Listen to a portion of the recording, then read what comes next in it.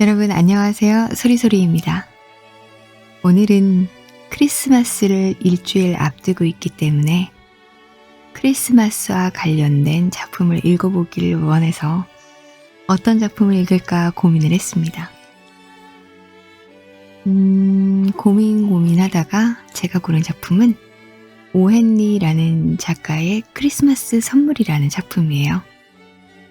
많은 분들이 이미 익히 알고 있는 이야기일 텐데 크리스마스를 좀 더 느껴보기 위해서 한번 다시 읽어보기로 하겠습니다. 그럼 저와 같이 한번 들어보실래요? 시작하겠습니다. 오헨리 작가의 크리스마스 선물. 가진 돈이라고는 탈탈 털어봤자 1달러 87센트가 전부였다. 그중 60센트는 잔돈이었다. 잔돈은 시장에 가서 물건을 살 때마다 채소 가게 주인이나 푸죽한 남자와 얼굴이 빨개지도록 시비를 따져서 한 푼, 두 푼씩 모은 것이었다. 혹시 틀린 건 아니겠지? 벨라는 돈을 3번이나 세어보았다. 1달러 87센트가 틀림없었다. 벨라는 허술한 침대에 누워 고민에 빠졌다. 내일은 크리스마스가 아닌가? 그렇다면 이제부터 어떻게 하지? 벨라는 푸념을 늘어놓다가 자주 섞인 웃음을 지었다. 그녀는 침대를 벗어나 방 안을 한 바퀴 돌며 생각에 잠겼다. 가구가 딸려있는 그녀의 아파트는 집세가 일주일에 8달러였다. 집은 좁고 허름했다. 벨라는 자신도 모르게 슬픔이 복받쳐 눈물을 흘렸다. 건물 현관에는 늘 비어있는 우편함이 하나 있었다. 그 옆에는 눌러도 소리가 나지 않는 초인종 단추가 달려 있었다. 초인종에는 제임스 딜링햄 영이라고 쓴 명함이 붙어 나불거렸다. 딜링햄은 그녀의 살림이 풍족하던 시절의 이름이었다. 당시 남편의 수입은 주급 30달러였다. 수입이 20달러로 줄어든 지금 딜링햄이라는 이름은 희미해져서 잘 보이지도 않았다. 그러나 남편이 집에 돌아와 2층으로 올라오면 그녀는 여전히 뜨거운 포옹으로 그를 맞이했다. 벨라는 울음을 그치고 분첩으로 뺨을 두드렸다. 그녀는 창가로 가서 뒤뜰에 잿빛 다미를 걸어가는 고양이를 바라보았다. 내일이 크리스마스인데 선물을 살 수 있는 돈이라곤 1달러 87센트가 전부였다. 그나마 몇 달을 두고 한 푼, 두 푼 모아온 것이다. 주급 20달러로는 어쩔 도리가 없는 일이었다. 지출은 늘 그녀가 생각한 범위를 넘어섰다. 사랑하는 짐의 선물을 살 돈이 불과 1달러 87센트밖에 없다니. 그녀를 마음 아프게 하는 건 바로 그 점이었다. 그녀는 남편을 위해 무엇을 선물하면 좋을까 궁리하며 긴 시간을 보냈다.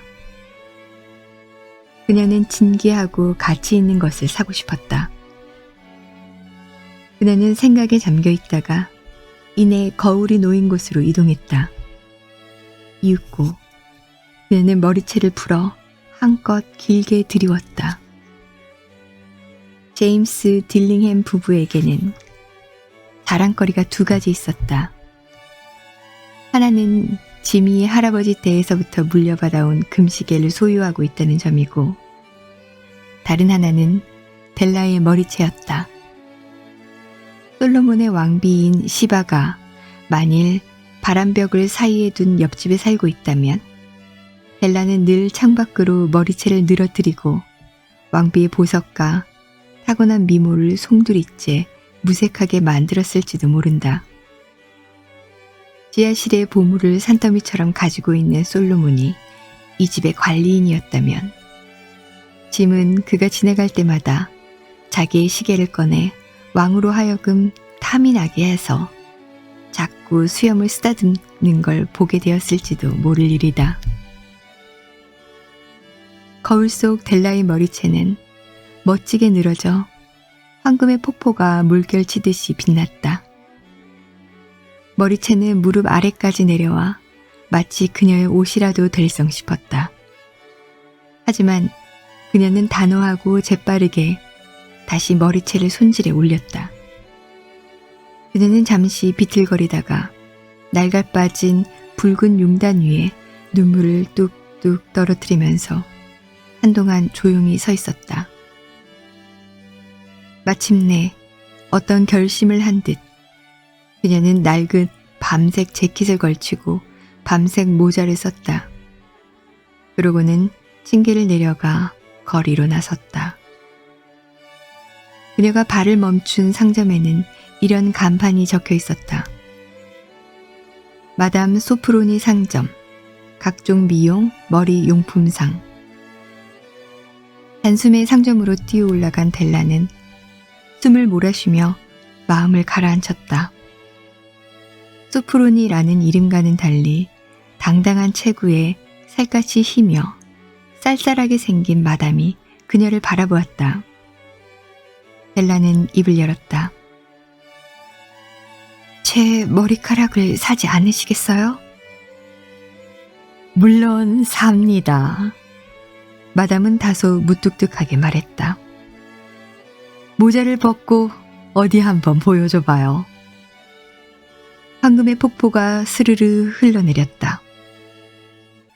20달러짜리군요. 마담은 익숙한 솜씨로 머리채를 잡아 올리면서 말했다. 네, 계산해 주세요. 델라는 서둘러 말했다. 머리카락이 싹둑 잘리고 델라는 급히 돈을 받아 가게를 나섰다. 그 순간 델라는 깊은 행복감에 젖었다. 그녀는 짐의 선물을 사러 여러 상점을 쏘다녔다.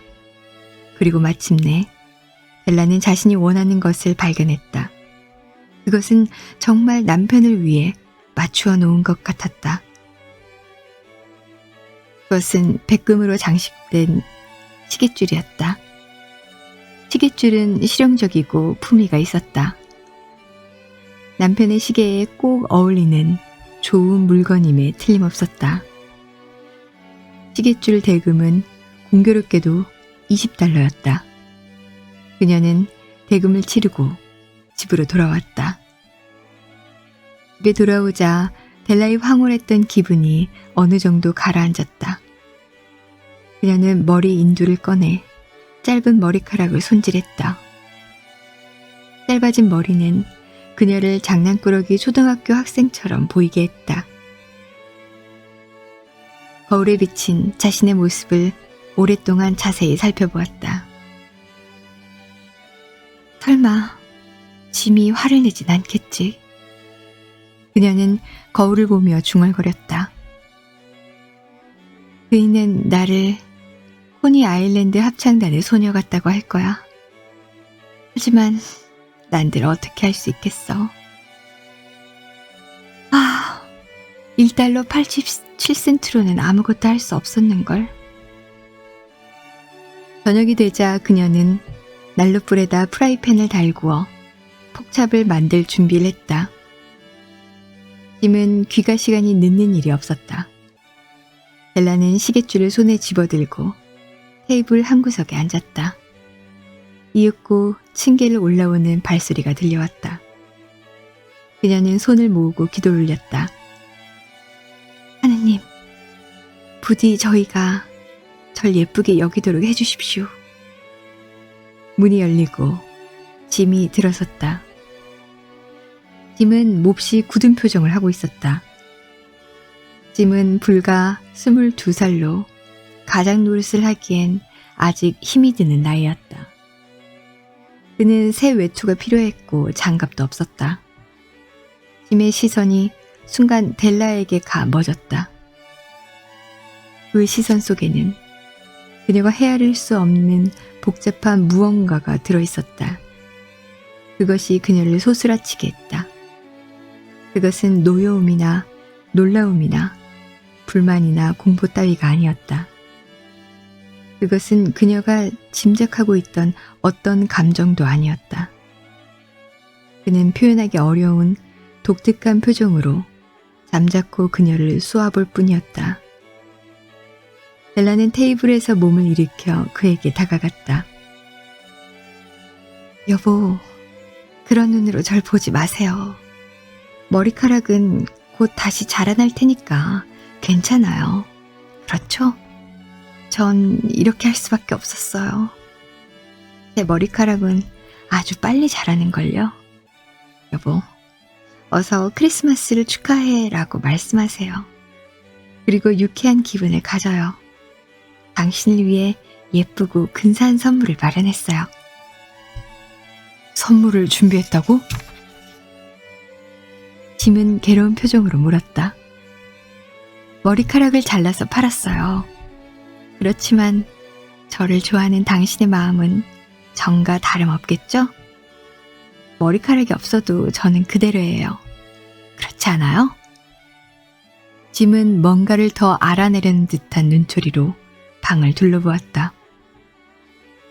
당신 머리카락이 없어졌단 말이지? 오늘은 크리스마스예요. 다정하게 대해주세요. 머리카락은 당신을 위해 팔았어요. 제가 가지고 있는 머리카락은 하나하나 셀 수 있을지 몰라도 당신에 대한 제 애정은 누구도 셀 수 없을 거예요. 짐은 대답하지 않았다. 왜 그래요, 짐? 폭잡을 만들까요?